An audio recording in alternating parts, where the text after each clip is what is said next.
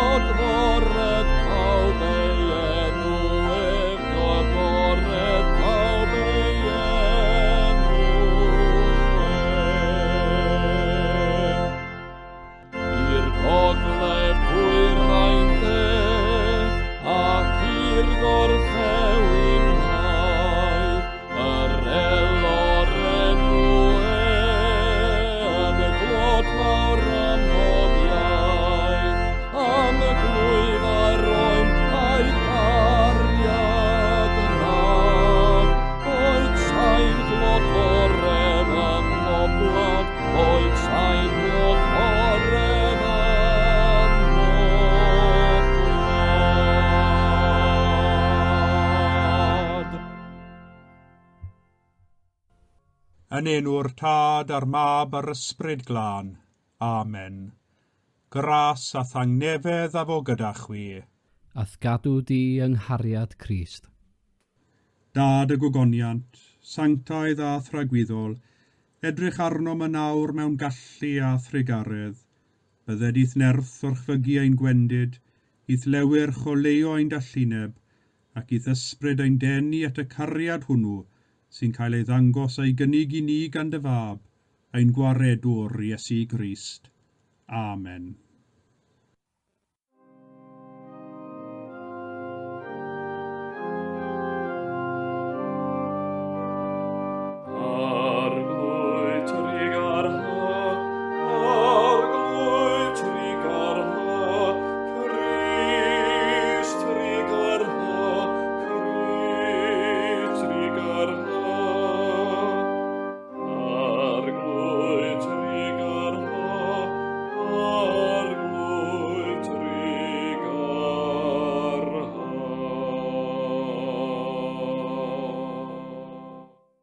Cyffeswn yn ostyngedig ein pechodau, ger bron yr holl alluog ddew.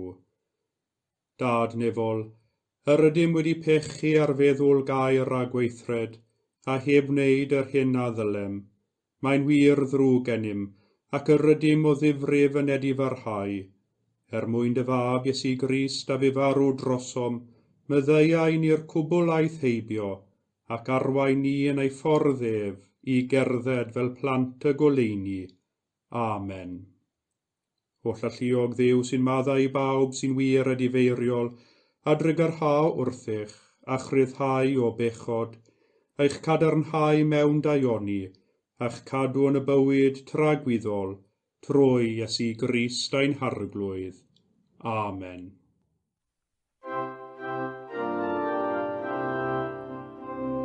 Gogoniant I Dduw, gogoniant I Dduw, gogoniant yn y goruchaf. Gogoniant I Dduw, gogoniant I Dduw, gogoniant yn y goruchaf. Gogoniant yn y goruchaf I Dduw, ac ar y ddaear tangnefedd i'r rhai sydd wrth ei fod. Molian nhw'n di, ben di, ffiwn di, a folwn di, gogonefwn di, diolchwn I ti am dy fawr ogoniant, arglwydd Dduw frenin nefol, Dduw dad holl a lluog. O arglwydd unig fab Iesu Grist, o arglwydd Dduw o'n Dduw, fab y tad, sy'n dwyn amaeth bechod y byd, trig ar hawr ddim, trig ar hawr ddim, tydi sy'n eistedd ar fy heilaw Dduw dad, derbyn ein gweddi, derbyn ein gweddi. Oherwydd ti yn unig sy'n sanctaeth, ti yn unig yw'r arglwydd, ti yn unig o Grist gyda'r ysbryd glân, sydd forych am yng ngogoniant Dduw dad. Gogoniant I Dduw, gogoniant I Dduw, gogoniant yn y goruchaf. Amen.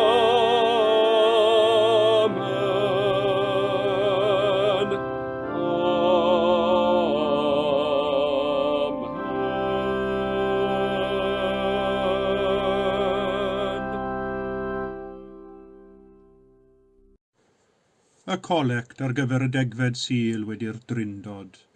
Gweddiwn. Bydded dy glistiau trigarog o arglwydd yn agored I weddiau dy weision gostyngiedig, a gwnaeddynt ofyn am y pethau hynny sy'n dderbyniol I ti, fel y boeddynt gael ei gofynion, trwy Iesu Grist ein harglwydd, sy'n fyw ac yn teyrnasu gyda thi yn undod yr ysbryd glân, yn un Duw, yn awr ac am byth. Amen. Daw'r darlleniad o lyfr Eseia, pennod 56, adnodau 1 a 6 I 8. Cadwch farn, gwnewch gyfiawnder, oherwydd y mae fy iachawdwriaeth ar ddod am gorywchafiaeth ar gael ei ddatgyddio. Ar dieithred sy'n glynu wrth yr arglwydd, yn ei wasanaethu ac yn caru ei enw, sy'n dod yn weision iddo ef, yn cadw'r saboth heb ei halogi, ac yn glynu wrth fy nghyfamod. Dygaf yr rhain im mynydd sanctaidd, a rhof iddynt lawenydd yn fy nhi gweddi, a derbyn ei poeth offrwm a'i haberth ar ddallor. Oherwydd gelwyr fy nhi yn di-gweddi i'r holl bobloedd, medd yr arglwydd Dduw, sy'n casglu alltudion Israel. Casglaf ragor eto at yr rhai sydd wedi ei casglu.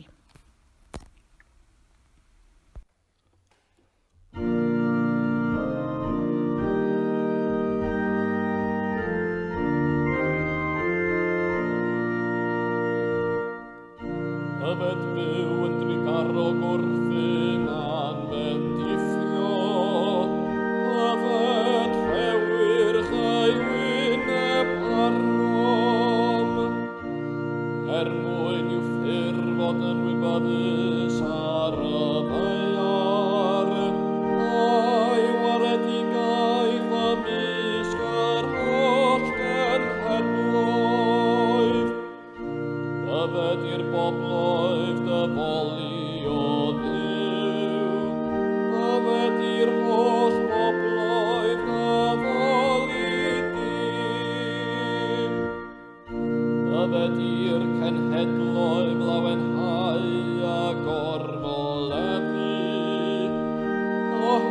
Arlyfrwydd sy'n barnu pobloedd yn gywir, ac yn arwain cenhedloedd ar afaiar.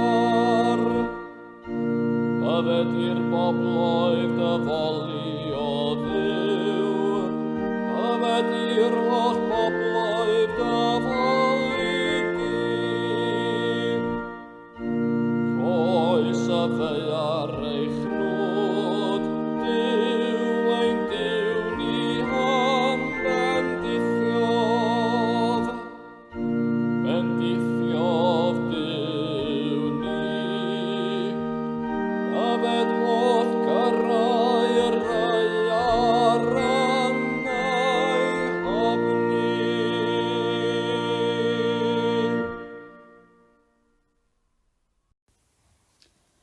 Gwrandewch Efengyl Crist yn ôl Sant Matthew, gogoniant ti o arglwydd.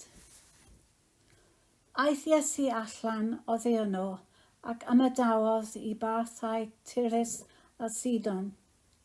A dyma wraig oedd yn gananes o'r cyffiniau hynny yn dod ymlaen a gwaeddu. Sir, trygahawthyf, fab Dafydd, y mae fy merch wedi ei meddiannu gan gythral ac yn dioddef yn embyd. Ond nid atebodd ef un gair iddi. A daeth ei ddisgyblion ato a gofyn iddo, gyr hi I ffwrdd oherwydd y mae'n gwaeddu ar ein hôl. Atebodd yntai, nim hanfonwyd at neb, ond at ddefaid colledig ti Israel. Ond daeth hithau ac ymgrymu iddo gan ddwaed, Sir, helpa fi. Atebodd Iesu, nid yw'n deg cymryd bara plant a'i daflu i'r cwn. Dywedodd hithau, gwir, Sir, ond y mae hyd yn oed y cwn yn bwyta o brwysion sy'n syrthio oddi ar fwrdd a'i maestri. Yna atebodd Iesu hi, wraig, mawr yw dy ffydd, boed I ti fel y mynnu. Ac fe iachawyd a'i merch o'r munud hwnnw. Dyma Efengyl yr Arglwydd, moliant I ti o Grist. A daeth ei ddisgyblion ato a gofyn iddo, gyr hi ffwrdd, oherwydd y mae'n gweiddi ar ein hôl, rhan o'r drydydd adnod ar 20 o'r 15fed bennod o'r Efengyl yn ôl Sant Matthew. Wrth ddarllen yr Efengylau, bob hyn a hyn, byddwn ni ar draws darlleniad sy'n ein pigo ni i'r byw. Darlleniad sy'n gwneud I ni feddwl ddwywaith amdanom ni ein hunain a hefyd am y ffordd dyn ni'n gweld Iesu. Mae'r hanes am y gananeies yn mofyn am gymorth Iesu a chai ei merch yn un o'r darlleniadau hyn. Mae'n ddarlleniad sy'n gwneud I ni deimlo'n anesmwyth ac yn anghysurus. Efallai'n bod yn gweld ein hunain yn sefyll gyda'r disgyblion ac yn dweud, gyr hi ffwrdd. Neu efallai'n bod yn gweld ein hunain gyda Iesu yn anwybyddu llais y wraig yn erbyn arno'n dair ac yn ddibaid am gymorth. Mae'n ddarlleniad sy'n gwneud I ni feddwl am ein rhagfarnau ein hunain, ein cilni meddwl, y ffordd yr ydym yn meddwl am bobl sy'n wahanol I ni, neu sydd heb fod yn perthyn i'r un llwyth a chefndir â ni. Un o'r pethau mwyaf anodd yw cydnabod bod gennym ni I gyd ein rhagfarnau sy'n lliwio'r ffordd yr ydym yn gweld eraill ac yn ymwneud â hwy, ac nid hawdd yw gweld y rhagfarnau hynny yr ydym yn ei coleddu ar waith yn ein bywydau ni. Mor eangfrydig yr ystyriwn ein hunain, eto dydy hynny ddim yn golygu ein bod heb ein rhagfarnau ac yn ddiduedd ein meddwl. Yn ymlach na pheidio, yr ydym yn ddall i'n rhagfarnau ein hunain. Haws yw ei gweld ym mhobol eraill. Da I ni gofio geiriau Iesu. Yn gyntaf cyn y trawst allan wrth lygad dy hun, ac yna fe weli'n ddigon neglir I dynnu'r brycheien o lygad dy gyfaill. Dwi'n cofio yn fy arddegau pan oeddwn yn helpu fy nhad I dorri clawdd mawr a oedd wedi tyfu'n ychydig yn fawr ac yn wyllt o amgylch yr ardd. roedd angen ei docio'n ddifrifol. Erbyn i ni orffen y gwaith o dorri'r tyfiant yn ôl, yr oedd mwy o'r gwrych yn gorwedd ar y llawr yr ardd nag yr oedd ar ôl yn y clawdd. Gan fod cyment o wrych wedi dorri, penderfynwyd y bydde'n well mynd ag e'r tip, neu gnolfa'n ailgylchu fel maen nhw'n cael ei galw erbyn hyn. Llwythwyd y trailer ac i ffwrdd â ni. Pan cyrraeddon ni'r tip, dechreuon ni'n syth ar y gwaith o ddadlwytho'r gwrych ar y domen. Yn sydyn, dyma ni'n clywed llais yn gweiddi arnom i stopio'r unwaith, a'r dyn yma yn brasgamu tuag atom yn chwyddio ei ddwylo yn yr awyr a'i wyneb yn sarug. Gweiddodd yn ei Saesneg orau, yn gofyn a oeddem yn commercial, a bod angen pwyso'r trailer a thalu'r ffi cyn dadlwytho. Dwi'n credu fy mod wedi dweud rhywbeth wrth fy nhad, neu fe ddwedodd e rhywbeth wrtha i, ac fe glywodd y dyn y ddau ohonom yn siarad Cymraeg gyda'n gilydd, ac yn sydyn fe newidiodd ei agwedd tuag atom yn syth. Chi'n Gymru, meddai, aroswch eiliad, byddai dachu nawr. Trodd yn ei ôl, diflannodd i mewn i'w shed, ac o fewn dim ymddangosodd drachefn a fficwall yn ei llaw yn barod i helpu gyda'r gwaith o dadlwytho'r hen wrych i'r domen. Doedd dim rhagor o sôn ganddo am commercial, pwyso'r trailer na thalu ffi. Wrth iddo ffarwelio ni'n wresog, meddyliais wrth fy hunan, tybed a fyddai wedi bod mor hawddgar wrthym petai heb ein clywed ni'n siarad Cymraeg. Pwy a wyr. Mae pethau megis iaith, gwreiddiau a phrofiadau i gyd yn lliwio'r ffordd dyn ni'n gweld ac yn ymwneud ag eraill. Teimlwn yn fwy cartrefol ymysg pobl fel ni, sydd â rhywbeth yn gyffredin â ni, sydd yn rhannu'r un gwreiddiau ac yn siarad yr un iaith, yn perthyn. A dyna'r peth am y Ganeuneas hon yn yr Efengyl heddiw. Doedd hi ddim yn rhannu'r un gwreiddiau ag Iesu. Nid iddewes oedd hon. Roedd hi ddim yn perthyn i ddefaid colledig Israel. Roedd hi tu allan i'r ddiadell. Roedd dim byd o gwbl yn gyffredin rhyngddi hi a Iesu. Roedd hi'n perthyn i grefydd arall, roedd hi'n perthyn i ddiwylliant arall, roedd hi'n perthyn i lwyth a chenedl arall. Roedd hi'n hollol ar wahân i'r Iddewon. Yn hanesyddol, roedd hi'n perthyn i wlad Canan, y wlad y feddiannwyd gan yr Iddewon ar ôl ei exodus o wlad yr Aifft. Roedd dros 1000 a mwy o flynyddoedd o hen hanes a gylyniaeth chwerw yn ei gwahanu hi ag Iesu. Ar y gorau, doedd Iddewon ddim i fod i gymysgu a chenedl ddynion, mwy felly i hon fel un o blith hen elynion yr Iddewon. Eto, Iesu oedd wedi mentro i diriogaeth y cenedl ddynion, i barthau Tyrus a Sidon, a hynny er mwyn dianc rhag gelyniaeth gas a gododd rhyngddo'r Phariseiaid ar ôl cael dadl frwd gyda hwy am burdeb a'r hyn sy'n wir yn hylogi'r corff. Felly Iesu ei hun oedd wedi cael ei wthio allan o'i wlad ei hun, a hynny gan ei bobl ei hun oherwydd cilni meddwl a rhagfarnau llym. Yn ôl Efengyl Matthew, dim ond unwaith y mentrodd Iesu i wlad y cenedl ddynion. Dyn a'i filltir sgwâr oedd Iesu mewn gwirionedd. Yma, Iesu oedd wedi ei orfodi groesi'r ffin, ac ymharthau Tyrus a Sidon, Iesu oedd yr estron, ac nid y Ganeuneas. Wrth gyrefu ar Iesu, Syr, trigarha wrthyf, fab Dafydd, fe welwn y wraig yn ei gydnabod fel iddew, efallai bod sôn amdano eisoes wedi cyrraedd y parthau hynny, a'r sôn amdano fel mab Duw a'i allu a chai.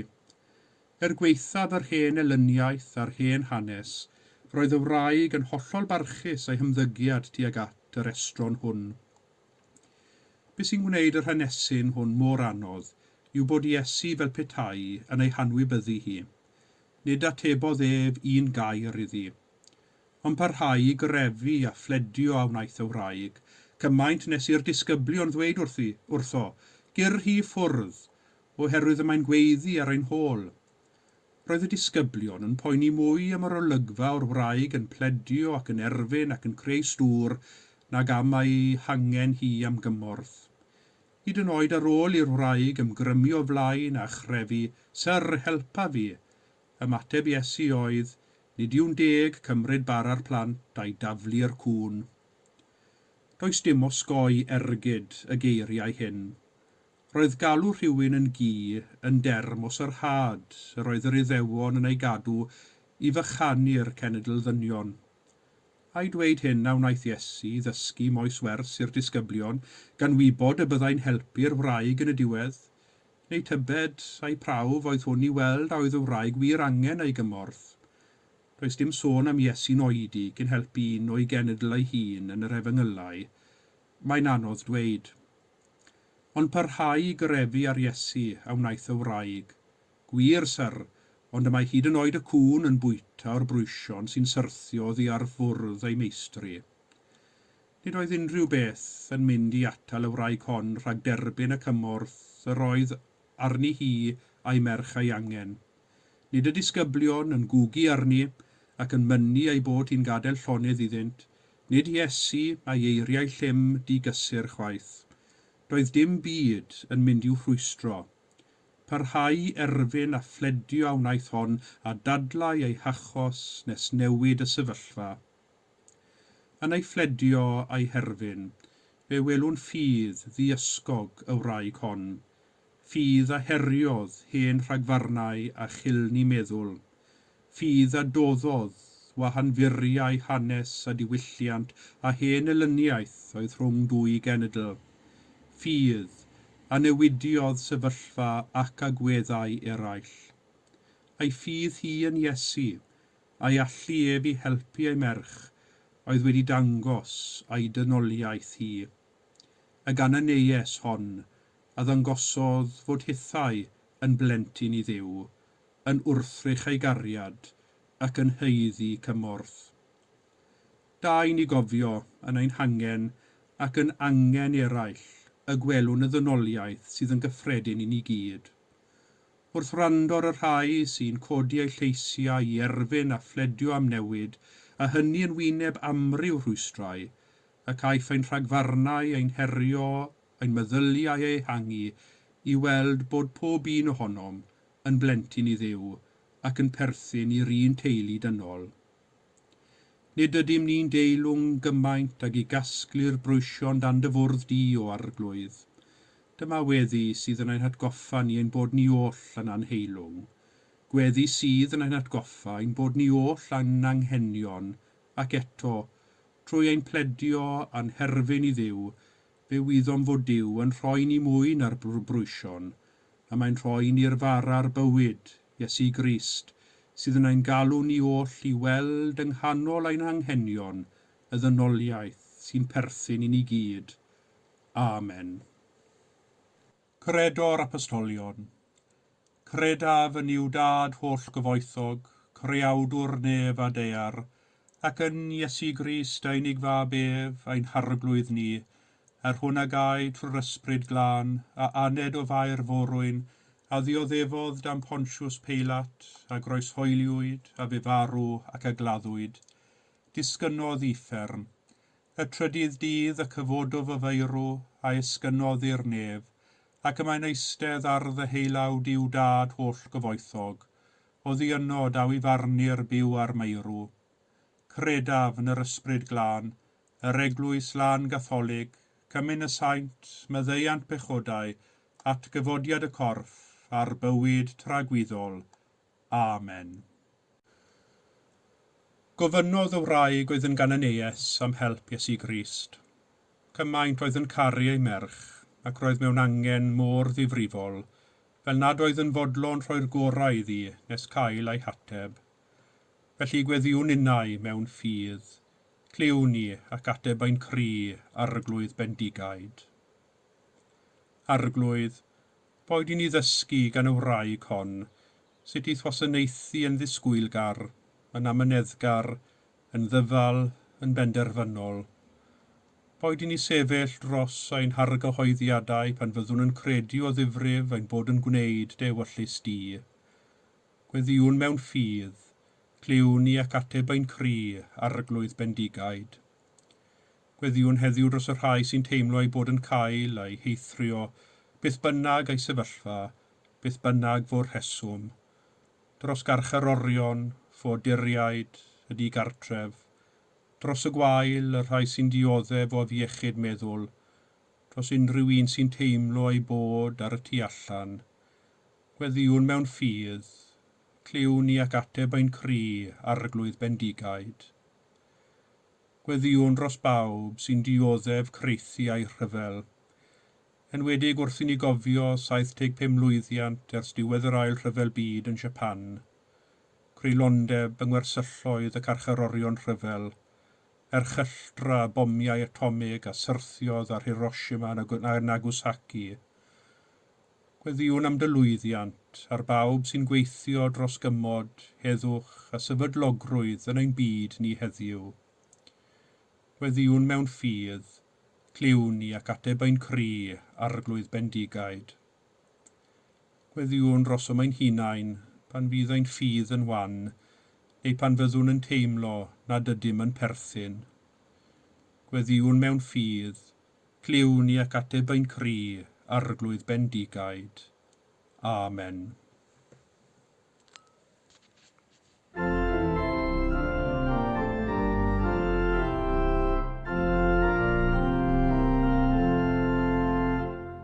Cofia'r byd o feddyg da, a'i flinderau,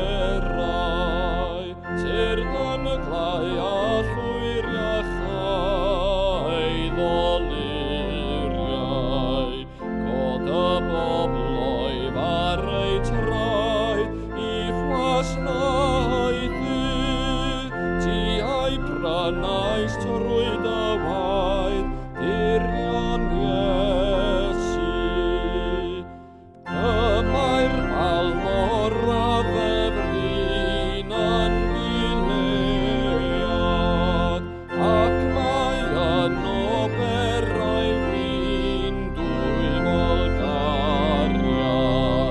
Yno mae'r ffisigwr mawr, deuwch ato, ac genwch gael i'r llawr, diolch iddo.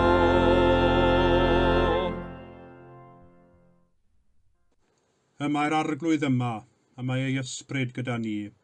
Dyrchefwch eich cylonau, yr ydym yn ei dyrchafu at yr arglwydd. Diolchwn i'r arglwydd ein Duw, iawn i'w rhoi ein diolch a'n clod.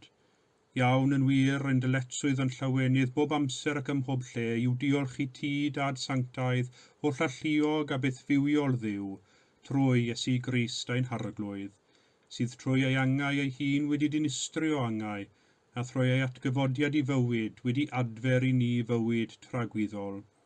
Felly, gyda'r llir ynghylion a holl gwmpaeni'r nef, gyhoeddwn o goniant denw ac ymuno â hwy yn ei hemyn di-derfyn o fawl.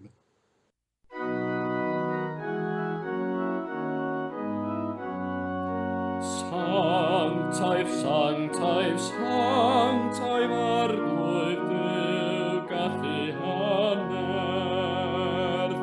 nefadau sy'n llawn o ddogoniant, llawn o ddogoniant, Hosanna, Hosanna, Hosanna yn y goruchaf. Bendigedig yw'r hwn sy'n dyfod yn enw'r arglwydd. Hosanna, Hosanna, Hosanna yn y goruchaf.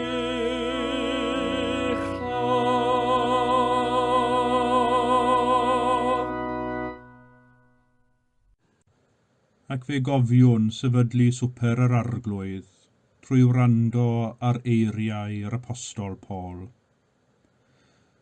Oherwydd fe dderbynu Iesu oddi wrth yr arglwydd, yr hyn hefyd a droddodais i chwi, i'r arglwydd Iesu, y nos y brydychwyd ef, gymryd bara, ac wedi iddo ddiolch fe'i torodd a dweud, hwn yw fy nghorff, sydd er eich mwyn chwi, gwnewch hyn cof amdanaf.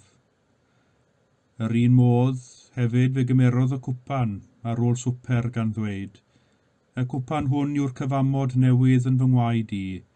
Gwnewch hyn bob tro ar y fochef, cof amdanaf. Oherwydd bob tro byddwch yn bwyta'r bara hwn ac yn yfed y cwpan hwn, yr ydych yn cyhoeddi marwolaeth yr arglwydd, hyd nes y daw. Fel y dysgodd ein hechawdwr ni, gweddiwn yn hyderus, ein tad, yr hwnnwyt yn y nefoedd, sancteiddiau'r denw, deled y deyrnas, gwneler dewyllus, megis yn y nef, felly ar y ddeiar hefyd. Dyroi ni heddiw ein bara beunyddiol, a maddau ni ein dyledion, fel y myddeiwn innau'n dyledwyr, ac nac arwain ni brofedigaeth, eithir gwared ni rhag drwg, gan eseiddo't ti o'r deyrnas a'r gallu a'r gogoniant, yn oes oesoedd. Amen. Cymerwn enid i fyfyrio ar y cymyn bendigaid, ac ar o chymyn Iesu, gwnewch hyn cof amdanaf.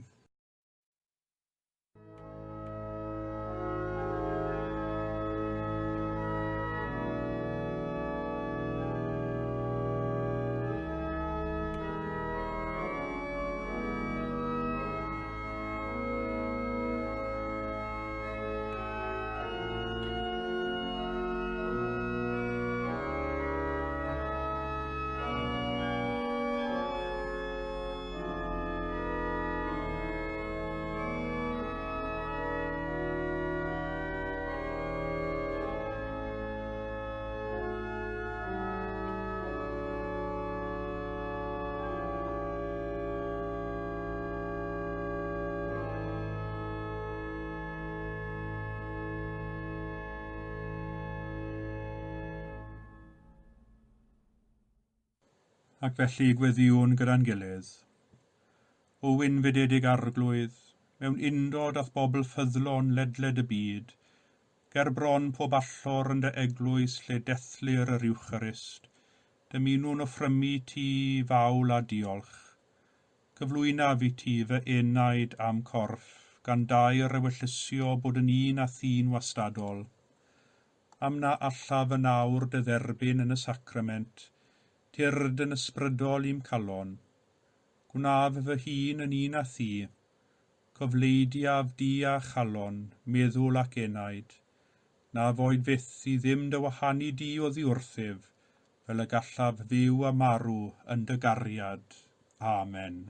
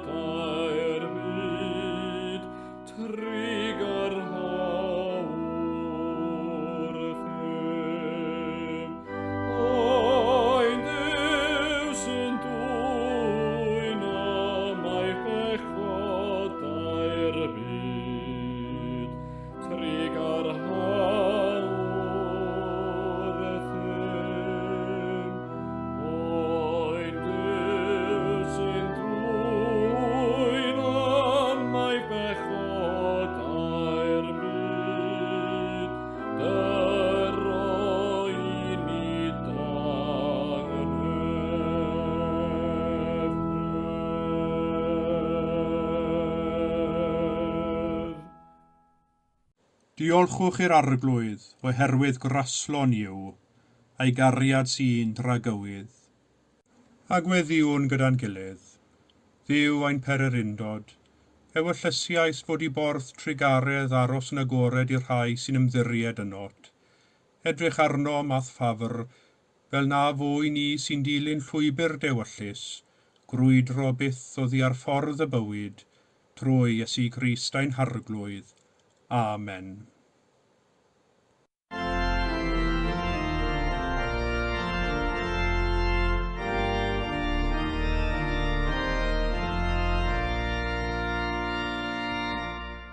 O dywysog ein danefedd, cyfaill mwy ar ddeiar hon, gwna elynion an gyfeillion heb un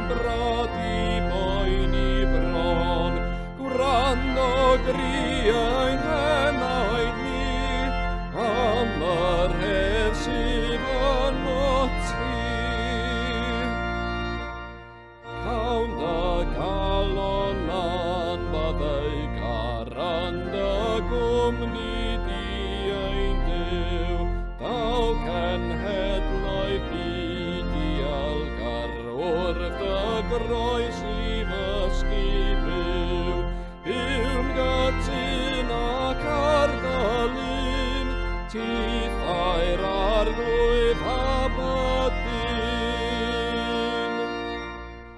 Oed eddychol rhin dy gariad, efiwn fal mar gwymau'n hoes, oed addau ar fawr i gysgod, bydd i goliaeth gwymol oes, ar y llawr o tored gwawr, dydwydd ddim ac amod mawr.